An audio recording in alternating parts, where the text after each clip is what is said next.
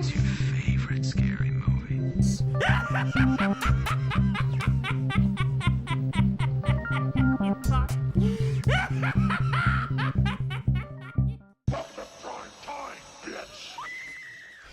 Yo, what's up everyone? How you doing? The internet can't keep a brother down. Yo, y'all know who this is. It's your boy Walterdoom. I'm back for another episode of Let's Talk About Horror. Hey yo Chucky, laugh at them one time.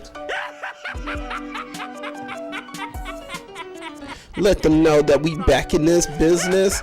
Back up in here doing our thing, swagging it out, doing our thing. Cause you know, I'm the best to ever do it. Well, I'm self-proclaiming that one. But yeah, you guys, man, it's been a while, y'all. You know, sorry, I've been going through some rough patches a little bit, you know, internet issues and what have you. But all that's pretty much solved. I mean, it's been a lot of stupid things going on. But hey, all that matters is that we back in this place, doing our thing, swagging it out. We about to talk about some things that's been going on. Yeah, while I'm recording this, today is election day, so I hope you guys are out there voting and what have you. I know I'll be out there pretty soon before, you know, the polls close and everything. Get your voice heard. It don't matter who you voted for, just vote for the right person for all your beliefs and all that. Keep it going. Keep doing you.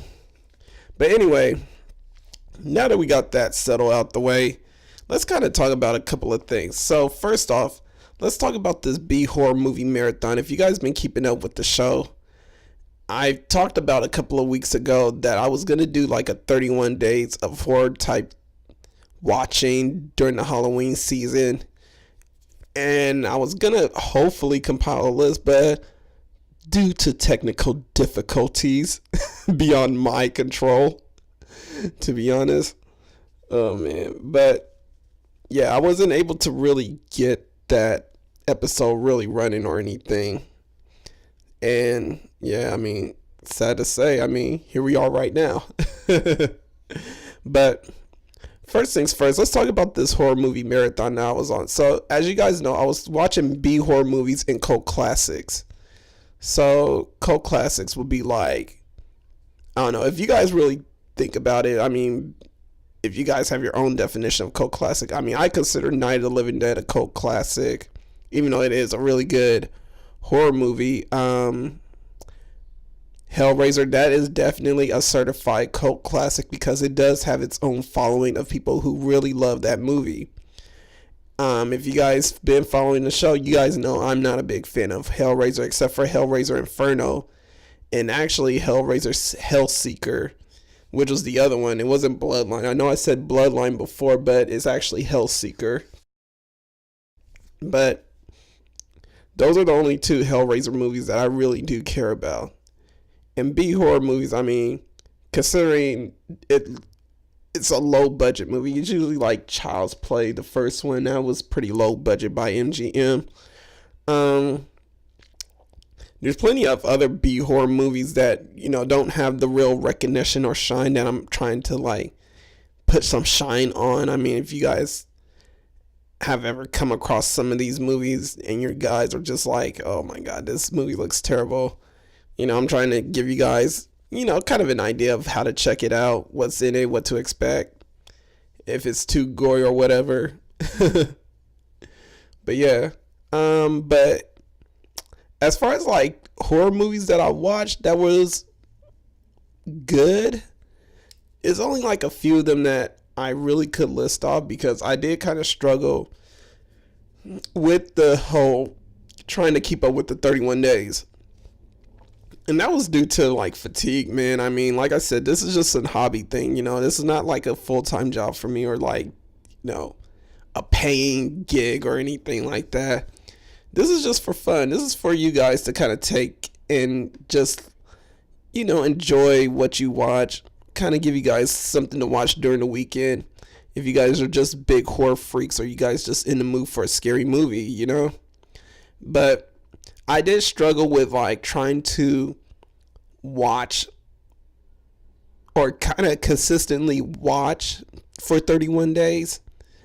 It was definitely a struggle because I kept falling asleep on some movies, and then I had to end up finishing it either the next day or not even at all, which sucked. I'm so trash at that. But as far as like movies that I've watched completely and enjoy, here's some movies that I did enjoy. I enjoy watching The Return of the Dead, which is supposed to be a sequel to Night of the Living Dead. That was a very entertaining movie. It kind of gives us the whole idea of where like the whole comedy aspect of zombies come from, and it came from that movie. I mean, I don't know if you guys ever watched the Simpsons Treehouse of Horror episodes, but if you guys watch like the really old ones, they actually do kind of like parody off The Return of the Dead with the zombies wanting brains and all that. And it's so entertaining, you guys. I mean, you guys got to check that out. Another series that was pretty good was the Creep series. Now, here's something that was like crazy. As many times as I seen Creep scroll through on my Netflix account, I'm always like, okay, what is this movie about? What is this like? What is this shit? But I finally got up the nerve to watch the movie, and I actually watched both Creep movies, and both of them were actually surprisingly good. Surprisingly. The first one kind of paces itself. It kind of gives you that whole nostalgic, slow moving. Well, it's not really slow movie. It was more of pace. It moves in a pace where like it builds up a lot of like energy between the two characters in the movie. So it was very interesting. And Creep 2, you know, they have the same character in the movie, which is the killer. And the thing about this movie is based on like a dude that's a serial killer. Now, in most serial killer movies, I mean, usually they're monsters, but this guy's human. So it's easy to kill this guy, you know? But, I mean, I guess it's kind of like that movie, The Stepfather or Stepdad. I can't remember what the name is. It's Stepfather. It's The Stepfather. I remember. It's kind of like with that dude, you know? This is the same character that survives throughout the movie. Ends up killing people. But in this one, it kind of gives it more of a humanistic type feel because they humanize the killer himself by giving him these emotions, a sense of loss, and kind of wonder a bit. Or a sense of like, you know, when you reach a certain age, you start to look back or you lose desire for those things that give you passion. And it was real interesting for that movie to kind of take that kind of take in the second one. I mean, the second one was real interesting. The first one was cool, but the second one was definitely interesting. Another movie that I watched that was really good, which I'm going to talk about a little bit later on, is the Rec series. The Rec series was definitely good. It was really interesting to see all four movies, I mean, in the way I saw them. And there were some things that I was just like, I couldn't really stand in the movie. I know it's a foreign film and all that, but there were some things that I was just like, they could have changed that. But I'm going to talk about that a little bit later on. A couple of movies that I watched that were just freaking terrible. First off, let me say there's a movie on Amazon Prime that's a big troll. Definite troll. So there's this movie called Nun. Not The Nun, but Nun. And what it deals with is not quite the same premise as The Conjuring Nun. But this one shouldn't have been called Nun in the first place. So we're dealing with this nun that's kind of becoming a little more in touch with the human world in a way, I guess we could say. And she's missing like all the desires, or feel like she's missing out on the desires of like drinking and having sex and all this other stuff. So she's struggling with that kind of nature. She sees a psychologist who kind of like tries and guides her a little bit. What ends up happening is that this chick, or should I say the nun, ends up trying to meet up with this guy that she used to date back when she was younger. She tries to meet up with him just to kind of get a little bit of perspective in her life, so to see if she wants to continue the path of being pure and almighty and what have you. And she ends up getting stuck in this building. And this is weird things just turns into what am I watching kind of thing. I mean, throughout the majority of the movie, we just see her being lost in this building. Eventually, she comes across, spoiler alert, which is the psychologist who told her to kind of like find herself and what have you. And he is trying to kill her for whatever reason. I could not remember. The movie was so horrible. I can't even remember why he tried to kill her. And she has someone else. Well, not she, but he has someone else with him trying to kill her. I couldn't remember. It was terrible. I would say definitely, if you guys come across this movie, if you have Amazon Prime, just pass it up. You're not missing anything. It's not worth watching at all. But another movie that was probably like terrible in a sense, the sequel to The Strangers. I don't know how many of you guys knew there was a sequel. I barely found out there was a sequel when I was on Amazon Prime and I saw that they had it on there. I, for one, was excited that they had a sequel because the original was so good. I actually really liked the first Strangers movie because it kind of freaked you out a little bit about like there's these people who are randomly targeting people at their homes and they're trying to kill them for whatever reason. Maybe because they got a bloodlust for trying to take a person's life. But in a sequel, they do the same shit that they were doing in the first one. But the problem in this one is that they're not successful. I mean, talk about trying to end a franchise where it's starting to pick up steam. They really was like, nah, in this one, we got to kill these people off.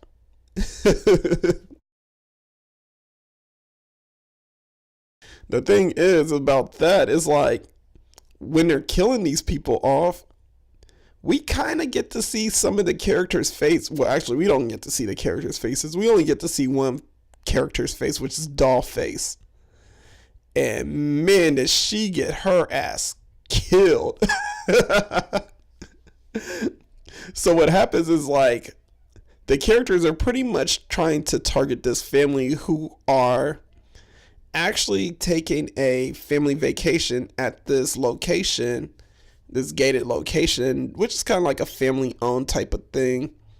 But they're targeting these people and yeah, I mean, they're just trying to kill them as always. But the thing is that they did not expect is that, well, it's a family. So it's like a dad and a mom, a brother and a sister.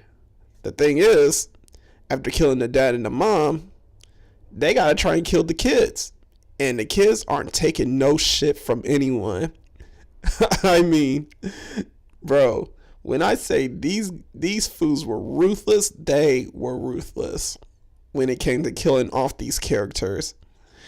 And it's crazy to me because I'm like, okay, you guys are supposed to be the expert killers. You guys are supposed to be the ones being able to kill someone off before they try and kill you. But they got outsmarted by a bunch of teenagers who killed them off. And that pretty much ended the series within itself. So, yeah, I mean,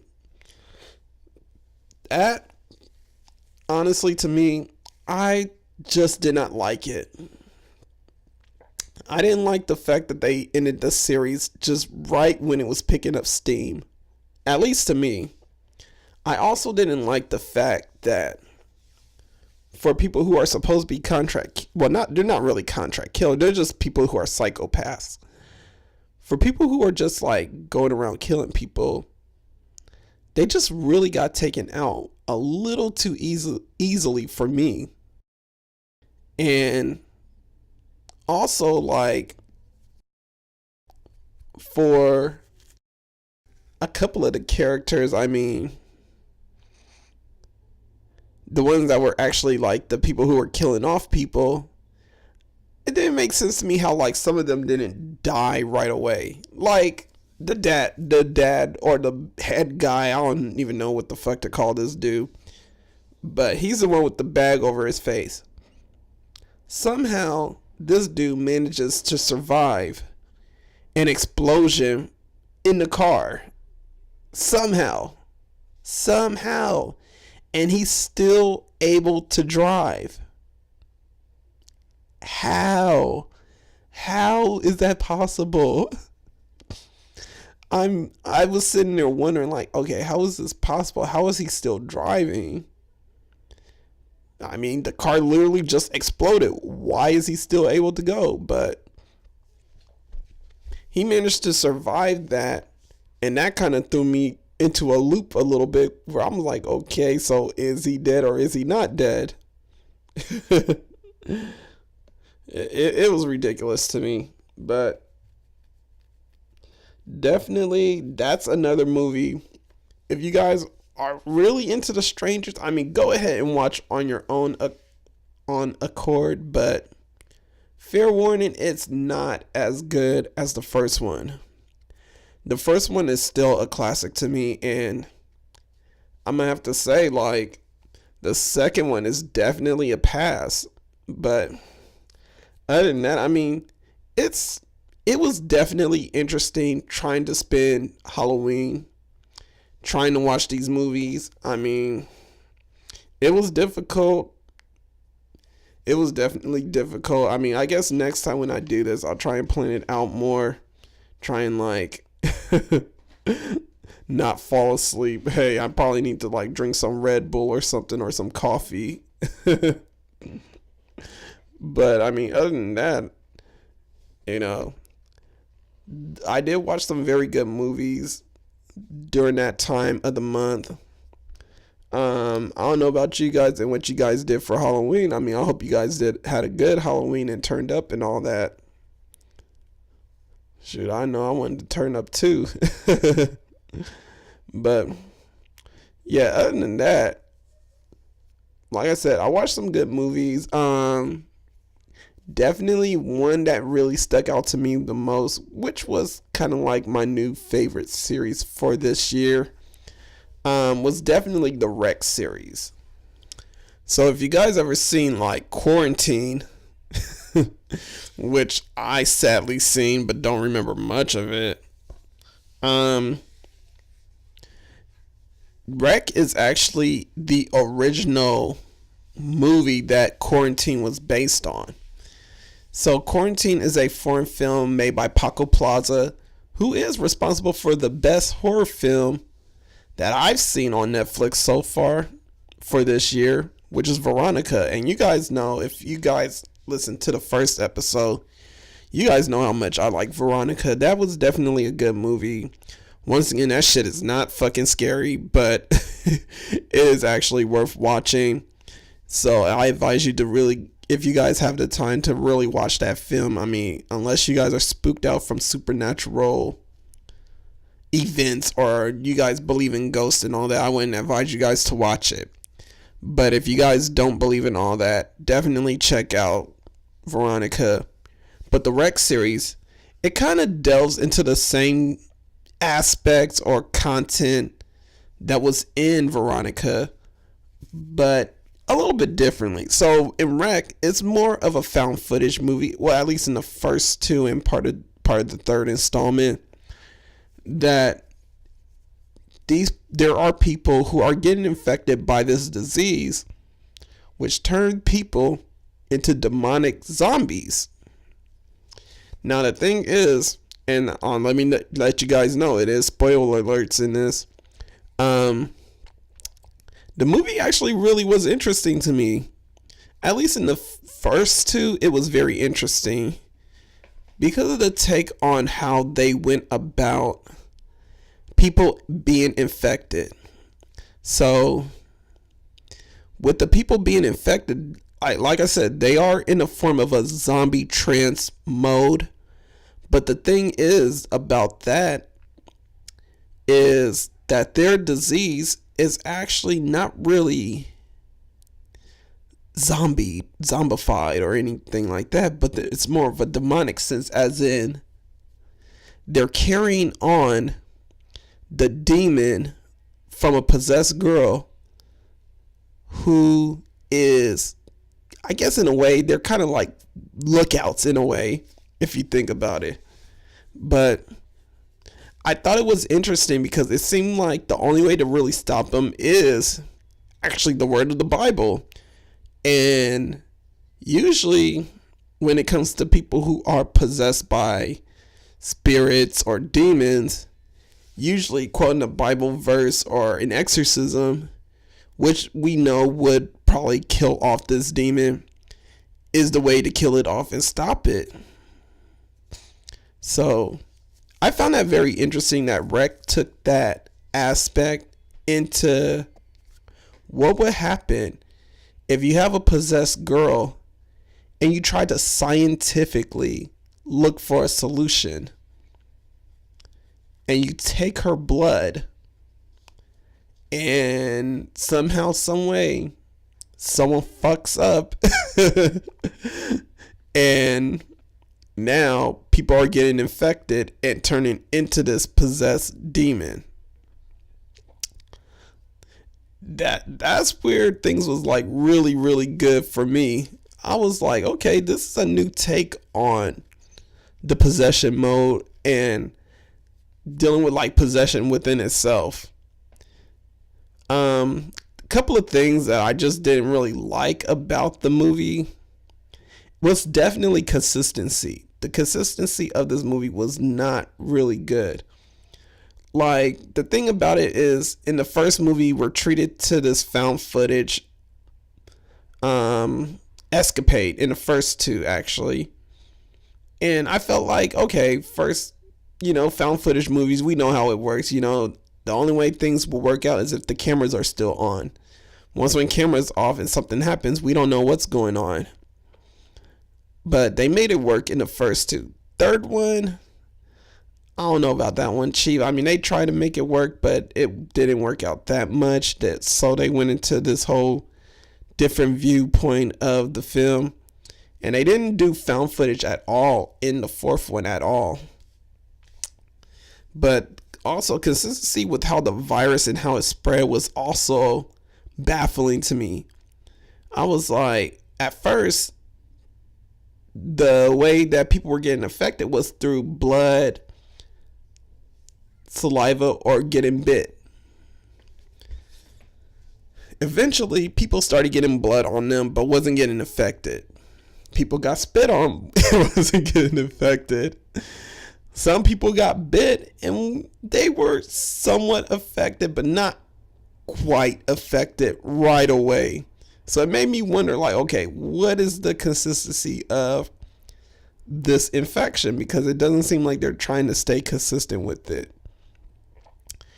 I also just didn't like the third installment. The third installment wasn't cool at all. Like I said, they abandoned the found footage series within the third installment, and that threw me for a loop a bit because I was like, yo, what are they doing? Like, this doesn't feel like a Rec movie anymore.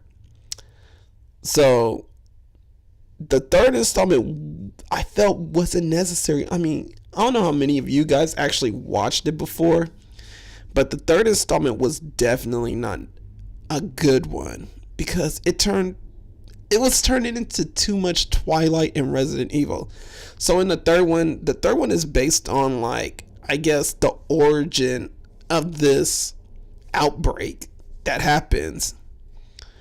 So we see, because we hear about how, like, the outbreak was caused at a wedding, and it came to, I guess, the apartment building where everyone was staying at, which got quarantined. But the thing is, we learned about the story, well, the backstory of who was the host of this disease, which was this girl named Tristana Medeiros, which I felt realistically, I felt like the third one should have been more about that.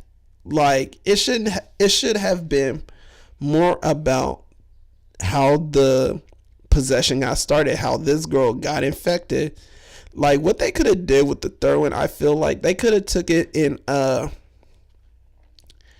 exorcist kind of way, and then we could see like how they managed to get the blood, and all of a sudden how it just ended up spreading to all those people.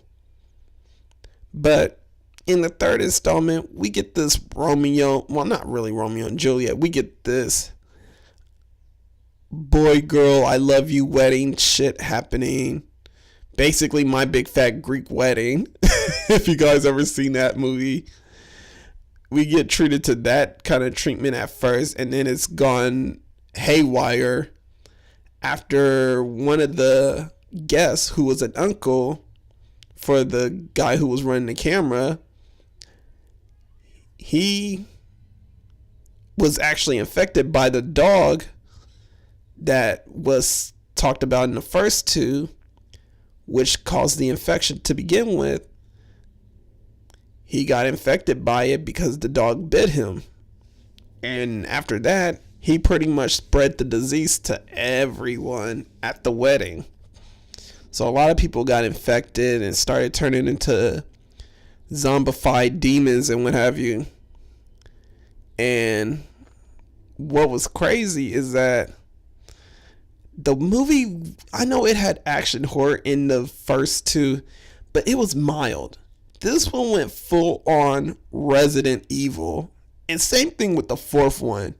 The fourth one went full on Resident Evil, which I didn't really care about. But they were, I would have to say, somewhat interesting, because I still wanted to see, how are they going to defeat this demon? How are they going to defeat like the spread of this disease? And that's the only thing that really kept me watching, was like wondering like, what is going to keep these people to stop the disease from spreading? Like, what's going on? That's why after watching this series, I was thinking about things of what could be changed, what could be done differently. And like I said, the third installment should have been dealing more with an origin story. Orange. I feel like I said orange. But it should have been dealt with an origin story about Tristana Medeiros and how like that disease managed to spread to everyone. I feel like the fourth installment, that should have been changed a little bit also. It was a little too confusing within itself. Because, spoiler alert, I mean, we see in the first, like, two movies, the main character, Angela, who's played by Manuela Velasco, who is definitely the mainstay in the series.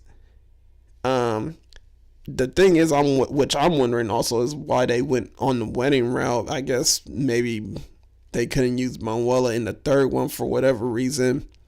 But in the fourth one, she pretty much gets captured and she's brought onto this cruise ship. And what it is like a ship that's by a retired sailor, and the army is pretty much trying to examine people, see who's actually the host of this demonic possession, because they actually have the antidote on the ship, and all they needed was whoever's infected, they needed just their blood. Plain and simple as that, right? So in the fourth one, in the second one, sorry you guys, I was saying the fourth one, but in the second one, we see that Angela ends up getting infected after they find Tristana Medeiros decrepit corpse. And when I say decrepit, I mean this bitch was done. She looked worse than, I don't know, a supermodel. I don't know. Now, let me not get into that. But she looked pretty bad. She was like decrepit, emaciated, and just like really in a trance, and it was horrible. But what we see in the second one is after Angela gets dragged by Tristana, is that she ends up getting infected by her because there's a worm that passes from Tristana onto Angela, and that is the beginning of Angela actually being the carrier and host of being the person who's possessed. But what happens in the fourth one is somehow, some way, this new character Guzman, who ends up saving her because he's part of like the SWAT team who is going into the building and trying to collect any survivors and anybody who's infected because they got orders from the government. What happens is he ends up getting infected by Angela, but we don't really see how. And that's the part that confused me the most about the fourth one. It kind of was like the worst one. Well, actually, no, it doesn't get any worse than the third one. The third one was trash, but the fourth one was kind of almost equally trash, but it still was kind of better than the third one. I feel like in the fourth one they could have changed it up though. Like in the fourth one they really could have like played on her being still the possessed one. It could have worked out. Like, I don't know what it is about the main character. Well, I mean, I guess because she is the main character who survives through all of it. But the thing is, to me, I just felt like they were really trying to save her a lot. And I couldn't understand that. Because if I wrote the fourth one, I would have made it to where shit just went haywire and she just really was like fucking up the ship and everything. I'm just saying, that's just me. I felt like they could have played it better with her still being the possessed one. But they didn't. They ended up changing it. They ended up like putting it onto another character, and it just didn't make any sense for me. I didn't like that at all, but hey, whatever. I'm just here talking about the movies. I'm not here making them. Oh man. But overall, Rec is definitely a good series to watch. I mean, like I said, the first two is definitely worth the watch. Third one, I could say truly, if you guys watch the whole series of, or if you plan on watching the whole series of Rec, which you can find on Hulu, you guys could actually skip the third one. The third one was never necessary. I don't know why this was even a necessary film to make, because it didn't like broaden the story in any type of way. It didn't like change anything that was happening before. It didn't give us an understanding what happened before, and it didn't give us an understanding what was happening after the whole series was over. It just was an unnecessary movie, which I could not understand. Why was this film even made? Like I said, they should have took the third one into an origin story about Tristana, but they chose not to do that. But probably what's worst out of all of these is probably the remake. The remake to Rec, oh my god, Quarantine. Quarantine.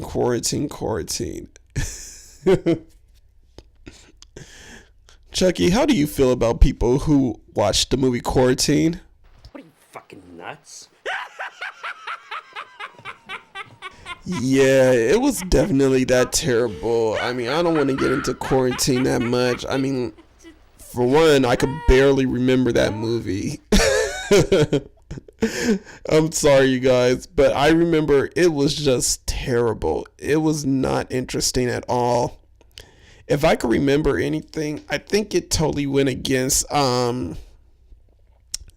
it actually went against what the first one was doing, but it had integrations of what the first one was doing. But I think Quarantine tried to do more of like what was happening in the third movie, if I'm not mistaken. Or maybe I'm thinking of Cloverfield. Either way, I'm thinking of one of them shitty ass movies that I just did not care about. I just remember seeing the end of Quarantine, seeing the girl get dragged out, and it was terrible. I was just like, this is not a good movie at all. But speaking of remakes, Chucky, I hear you got a remake. How do you feel about that? What are you, fucking nuts? Yeah, kind of like my thoughts about that too. If you guys haven't heard or already know, there's going to be a new Child's Play remake that's going to be coming out soon.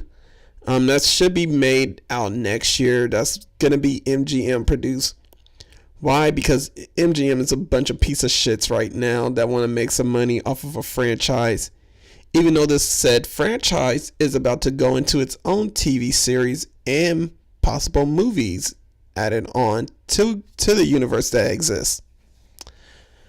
But for you guys who don't know about this already, so Child's Play is about to be remade. Yes. Taking the helms of Child's Play is going to be directed by Lars Klevberg, who has done Kung Fury 2, which hasn't been released yet, but is getting critical acclaim. And taking on the writing procedure is Tyler Burton Smith, who wrote Polaroid, which is also a movie that hasn't been released yet, also, but is also gaining critical acclaim. Producing the film is David Katzenberg and Seth Grahame-Smith, who are producers of It. So that should be interesting. But according to different reports that I've read from We Got This Covered and Blade Disgusting, well, these guys are pretty much excited to do this remake, which is good. I mean, it sounds very interesting. I mean, that we got people that are passionate about doing remakes and they're not doing it for just the money. Not to mention that there's some pretty good acts that are going to be involved. For when they got Aubrey Plaza, who's from Parks and Rec. She's going to be playing Andy's mom. Now, let me jump on a tangent for a moment. I don't know how many of you guys find Aubrey Plaza hot, but I find her very attractive. Not to be creepy about it. But just kind of picturing her as a mom is almost weird in a way. I can't really picture her as a mom in a sense. And even if she is a mom, I mean, she's like a hot mom, you know? I mean, that's just my little creepiness that I just wanted to jump in for a moment because I just couldn't picture her as a mom in this movie. But also in this movie is going to be Brian Tyree Henry, who is also on Atlanta. He is possibly going to be playing the detective. His role is actually not really confirmed or anything yet. And Gabriel Bateman, who is in Lights Out, he's going to be playing Andy. Now, here's the thing about this movie that's a lot different. What's going to happen with this movie, even though it's a remake, it's not going to deal with the same storyline as previous Chucky movies. I know, that kind of hurts. I mean, it kind of hurts me too to hear that. But here's what's supposed to happen for you guys who are just unknowingly or who doesn't know what's going to happen in this movie is it's going to be still kind of like the same telling of this movie. But the thing is that they're going to try and make it more modernized. So they're going to try and make it deal with like, I guess, Chucky being more computerized and he's dealing with like an AI hack. He's probably going to be like compatible with like some kind of app who knows? I mean, there's not much details being put out there, but what is put out there is that he is going to be more of an AI hacked doll than a voodoo possessed doll, which I guess could be seen as a little bit outdated. Another thing is that the movie is going to have Andy with a ragtime group of friends. So it's supposed to be more like Stranger Things or It. Now, in my opinion, when I heard about this, I low-key wasn't with this shit. The reason why I wasn't with it is because the first thing I thought about was, in all the Child's Play movies, Andy didn't really have any friends. He didn't. I mean, he had people around him, like Kyle or the one kid in Child's Play 3. I can't remember his name right now. But overall, Andy didn't have any friends. And we know that from the Curse of Chucky, no, not Curse of Chucky, but Cult of Chucky. When we see Andy and him, when we see Andy on a date with a woman, that doesn't go right. And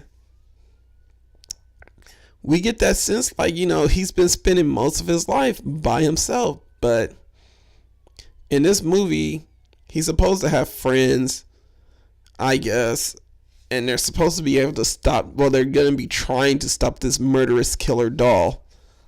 Who knows how many people are going to die in this one. Honestly. Here's the thing that kind of like is kind of like I guess if you guys are keeping up with me and what I'm saying, it's kind of a little bit confusion because if you guys didn't know, there's going to be actually 2 Child's Plays being put out there. So one is going to be a movie, the other is going to be a TV show. Here's something else that's confusing. One is going to be produced by MGM, the other one is going to be produced by Universal. So here's the thing. The original Child's Play movie is actually owned by MGM, like I said earlier, which once again, pieces of shits. They own the rights to Child's Play, the original one. The sequels are owned by Universal. So with this remake, we probably won't be getting all the storylines if they do decide to do a sequel to it. We probably won't get all the storylines that happen in the Universal one. So it'll be probably like a lot different storytelling in that one than it is in the ones that we used to see back in the days. That could be a little bit off-putting for some people. At least for me, it could be a little off-putting because I will probably be the one kind of comparing and contrasting each movie, and I'll be sitting there saying things like, oh, well, this didn't happen in the original. Unless they do something that kind of changes things a bit and maybe they improve on something. I don't know. But my thoughts when I heard about this remake about to happen, I literally thought this was going to be by Don Mancini and David Kirshner. But it isn't. Which I'm actually sad that they're not being involved with the remake at all. But according to Don Mancini, he never wanted to really do remakes in the first place. He wanted to continue the story that he already had in place already. He actually mentioned that in an interview with someone. I can't remember what the interview was, but I read this on We Got This Cover. He didn't want to really do a remake because he saw them as fails, and this is when remakes were coming around. Like, Universal had a chance to really remake the Child's Play franchise, the first one, before MGM did. But Don Mancini wasn't with it. He wasn't with that shit. He was like, you know what? Let's see what happens with Friday the 13th and Nightmare on Elm Street. And those movies flopped. Those movies really flopped in the box office. Well, not really the box office, but more with the audience. The audience did not want to see those failed franchises being made. And that's one thing that kind of worries me a little bit about this new Child's Play movie that's being made. Not only is it going to be like two universes, which are completely different universes, which could kind of be confusing for those who probably sees the movie first and then the TV series, or the TV series comes out and then they see the movie. That could be kind of confusing for fans who aren't really into the franchise like that, or even kept up with the news about what's going on with this franchise. But at the same time,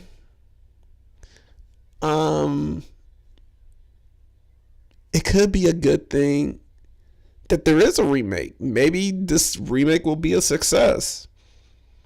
I mean, if movies like The Ring, It, and The Fly could be a success, why can't this one? I mean, yes, there are fails like I said before, Friday the 13th, Nightmare on Elm Street, Quarantine, even the Carrie movie. Oh my God, that Carrie movie was terrible. But this one could definitely be a success also. I mean, maybe we're in a time where remakes could actually live up to a very good potential. I mean, right now, the new Halloween movie, it just broke into the $200 million budget.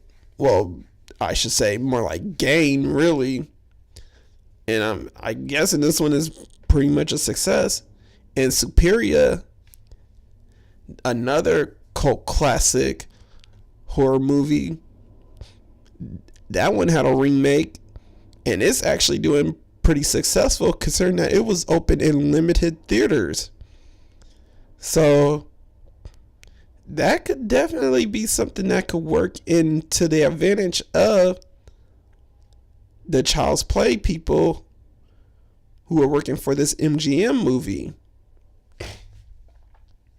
Because like I said, I mean, based on like the reports that I've been reading, it sounds like it's like actors and writers and producers who are very passionate about this movie.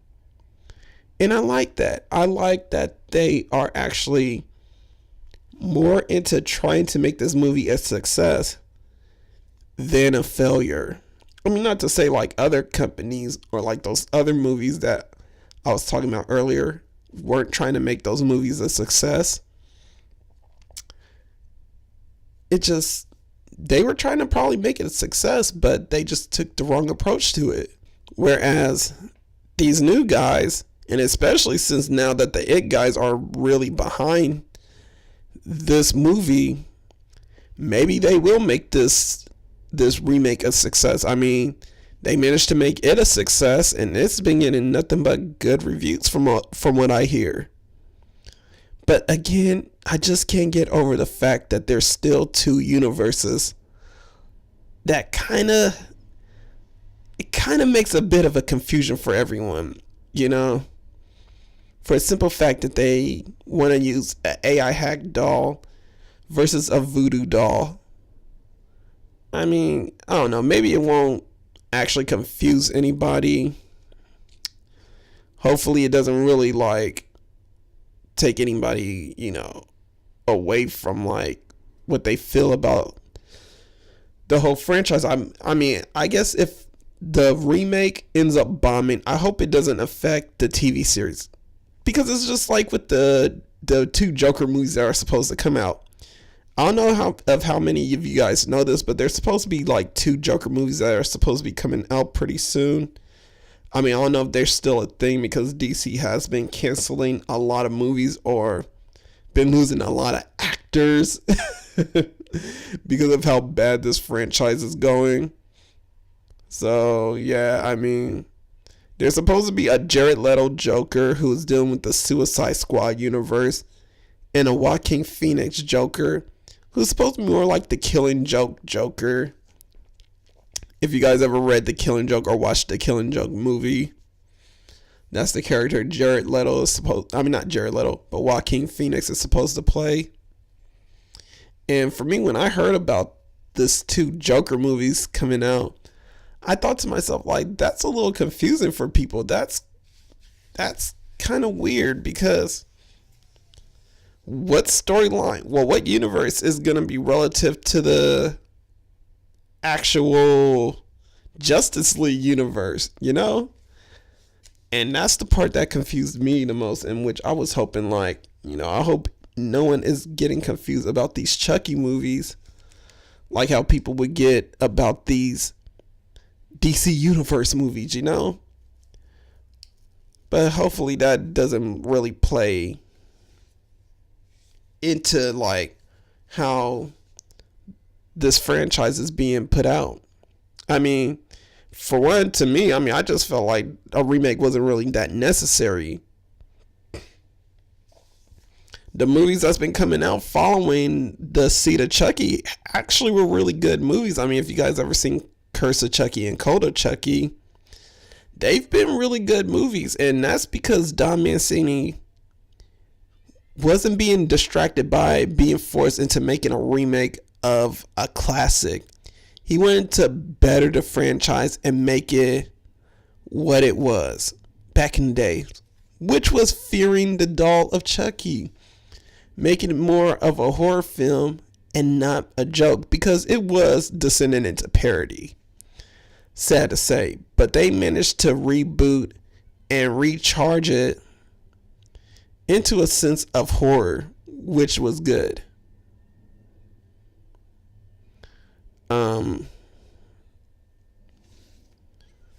But what could be better for this series, as far as this remake, I mean, the technological advances could make the movie look a little bit appealing, considering the 80s one was pretty outdated. I'm looking at the 80s one right now, and my goodness, dude. I mean, some of the stuff that's happening in the film, I'm just like, they could have did a lot better. But I mean, hey, this is before all the good CGI and effects were coming into play. But it's still a classic. So, I mean, other than that, that's definitely a damn it, I had something for it and I really just lost it just now. Oh man. Whatever. Oh, I think I remember now. Yeah, I'm just hoping, like, as far as like the technological advances that's gonna go into this movie, it doesn't damage the movie in any type of way. And I hope that, like, you know, with the technological advances, that they just like improve some things, make some things more appealing. Even with just modernizing the character Chucky as a AI hack, I hope that it just like plays on in a very pleasing way, or a way that doesn't seem too goofy or anything like that. And yeah, I'm looking forward. I mean, I'm going to try and keep an open mind to this new remake that's going to be coming out. Hopefully, it is a success. I'm hoping the best for it. I'm hoping the best for the It guys, and hopefully, Aubrey Plaza and all the other actors that are being involved in this movie. Because, I mean, we are kind of due for a new Chucky movie in a way. But, I mean, I know we don't want to see our beloved villains, I should say. They're not heroes. Our beloved villains, you know, go and get these remakes that ends up making them terrible. But, I don't know. We'll see. We will definitely see. I mean, I didn't think a remake was necessary to be honest, in my opinion, but we'll see what this remake does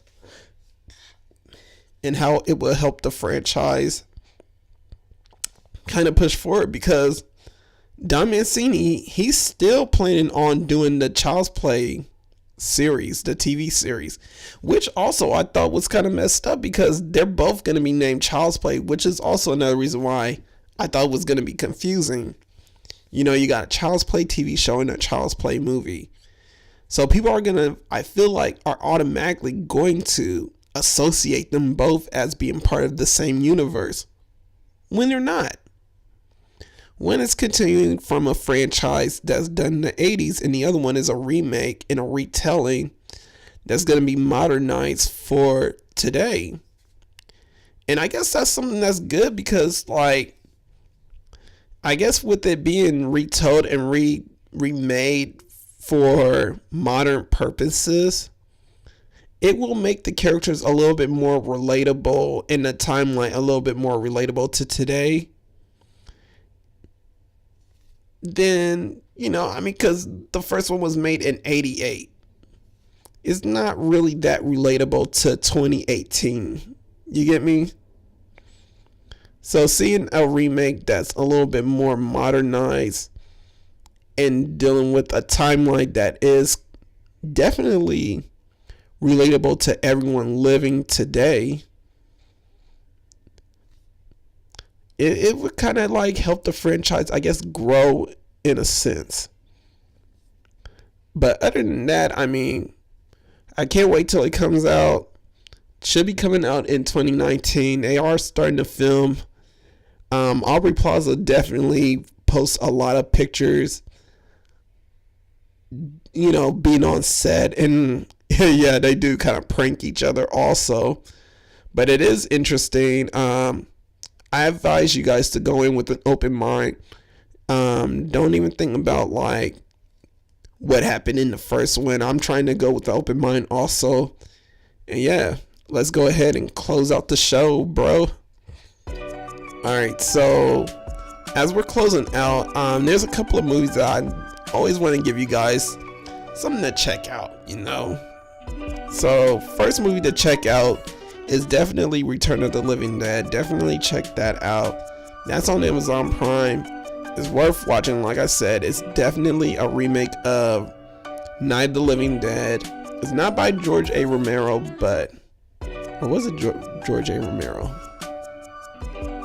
Okay, hold on. Yeah, I just saw like it. Yeah, it's not by the pieces. Oh my god, I'm messing up already. But yeah, it's not by George A. Romero, but it is by the pieces of shits of MGM. Oh man. But yeah, definitely check it out. It's definitely worth watching. Also, another movie, if you guys have the app Tubi, which I've been telling you guys to watch, to kind of get on your phones for the longest. There's this movie called Sociopathia. It is definitely worth watching. It's about this woman who is walking a fine line of sin and insanity, and she goes through these lesbian relationships with women and ends up killing them. It is definitely filled with like a lot of delusion and hallucinations and just a lot of surreal things happening in the movie. It's definitely worth a watch, and it's a B horror movie that in my opinion was really good. I mean, I didn't really think like a B horror movie like that had a super low budget could be really that good. I just thought it was gonna be a lot of breasts and titties being shown in the film. I mean, you guys know those steamy, well not really steamy, but those really cheesy horror movies where it's like women having sex together and all that. You know, it's more about the titties than it is about the story, but the story actually ends up being really good and shocking, and it does take turns a lot. So yeah, I would advise you guys to definitely watch that movie. It's definitely worth the watch. Sociopathia, don't even skip out on that one. Definitely check it out on Tubi. Other than that, it's been an hour. It's been fun. I'm glad to be back. You know, like I said, I'm here for you guys. While we're at it, if you guys enjoy the show, make sure you give this a like, subscribe. You know, all I'm asking for is like one like. It don't matter. I'm gonna do this shit anyway, whether anybody likes this or not, because it's for me, it's for the people. You know. And yeah, that's all I care about. But other than that, you know, it's your boy Walterdoom signing out. Yeah, I'm gonna try and check you guys out next week. Remember to vote also. Other than that, enjoy the rest of you guys' week. Another episode of Let's Talk About Horror. This is America. Don't let them catch you slipping now. And one last time, go out to vote. Peace.